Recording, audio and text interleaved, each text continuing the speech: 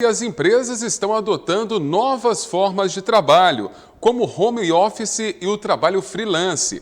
Essas novidades trazem benefício tanto para os empregadores quanto para os trabalhadores, como a flexibilidade de horário. Com a pandemia, muitas coisas mudaram, principalmente no trabalho.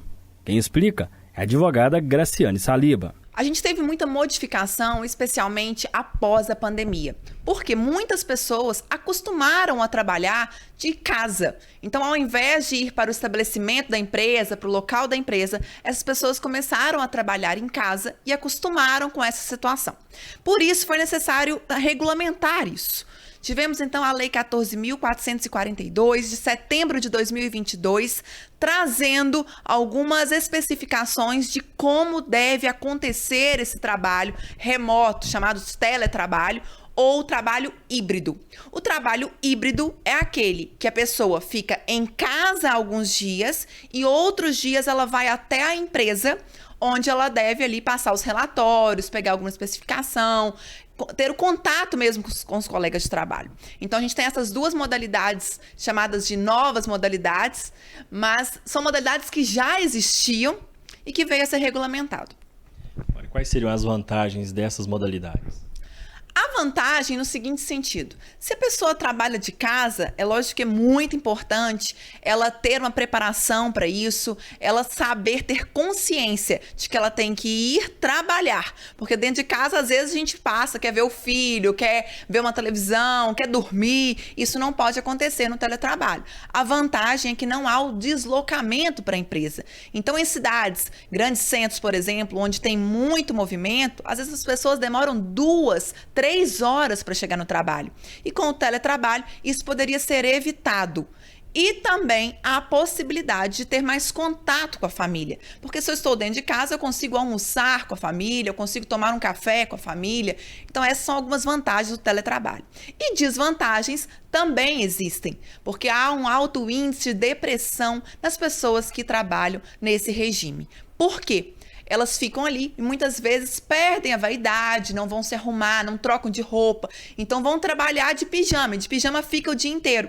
E aí não entende que há essa diferenciação. Apesar de estar dentro de casa, está naquele momento em trabalho e com isso leva a algumas doenças mentais. E as despesas? Fica a cargo de quem? Então, as despesas, é importante que haja uma previsão em contrato entre trabalhador e empregador. Por que tem que colocar isso no contrato? Porque há despesas com energia, com internet, com cadeira, com mesa. Então, nesses casos, é importante o empregado acertar com o empregador. Muitas vezes, o trabalhador ele tem que aumentar a capacidade de internet, por exemplo, para enviar relatórios, para estar online com a empresa. Então, é importante constar isso em contrato. Se não constar isso em contrato, não há como o empregado cobrar isso da empresa, ele tem uma grande chance de não receber essas verbas, já que não houve previsão. Em relação à marcação de pontos, também como que fica? A marcação de ponto, com a Lei 14.442, foi decidido que é obrigatório ter o ponto. Como que a gente vai ter esse ponto? Porque o trabalhador está na casa dele. Se existe algum sistema na empresa em que ele loga para entrar no sistema da empresa, então ele tem que ir lá fazer o login, colocar o horário que ele começou a trabalhar. Deu o horário, deram as 8 horas, por exemplo, ele sai do sistema, encerraria a jornada de trabalho. Mas quando não há esse sistema, é importante ele fazer uma anotação do horário que ele começou e o horário que ele terminou. É dispensado do ponto somente aquelas pessoas que trabalham em regime de teletrabalho, mas por produção ou tarefa. Então, passamos a tarefa para que o Luiz faça 3 relatórios no dia. Ele vai fazer 3 relatórios, vai encerrar o trabalho dele.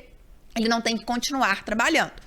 Para essas pessoas que é por produção ou tarefa, está dispensado. E também para o trabalhador externo, que não é considerado teletrabalho. O trabalhador externo é aquele, por exemplo, que sai vendendo os produtos da empresa, sai viajando. Não tem como controlar o ponto dele. Mas para o teletrabalhador que está em casa, ele tem que ter o ponto. O trabalhador que tem filhos também pode ser beneficiado pelo teletrabalho. A lei trouxe uma previsão de que os trabalhadores que têm filhos até 4 anos ou filhos com deficiência, que eles têm preferência ante os demais trabalhadores para que eles trabalhem no teletrabalho.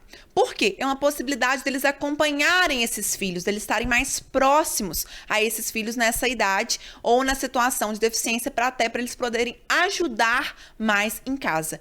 Então, nesse caso, a empresa não é obrigada a ter o teletrabalho, mas se ela oferece a possibilidade de teletrabalho, esses trabalhadores nessa condição de filhos até 4 anos ou filhos com deficiência, eles têm preferência ante os demais. Graciane ressalta que a empresa pode fazer essa mudança para o trabalhador.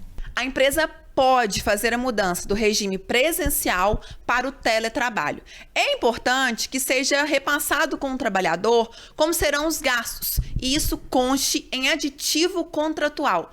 Os gastos com energia, com computador, internet, e até você vai ter alguma cadeira especial para não ter problema de coluna. E, inclusive, a empresa tem que passar para esse trabalhador que está indo para o regime de teletrabalho instruções como fazer ginástica de tempo em tempo, para não ter LER, DORT, para diminuir a incidência de doenças.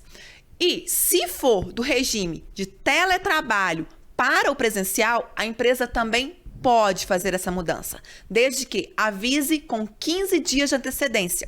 E os gastos que esse trabalhador terá para retornar para o presencial e deixar o teletrabalho fica a cargo do trabalhador. Então é importante ele fazer essa análise para ver se realmente compensa, se é viável, se é possível ele retornar para o presencial, quando ele já está há muito tempo no teletrabalho.